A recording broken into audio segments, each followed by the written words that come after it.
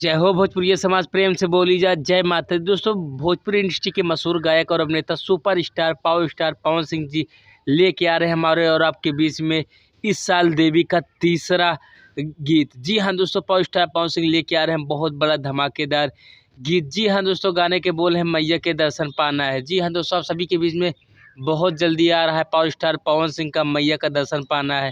दोस्तों, power star Pawan Singh एक से बढ़ के एक back to back super duper hit गाने दे रहे हैं।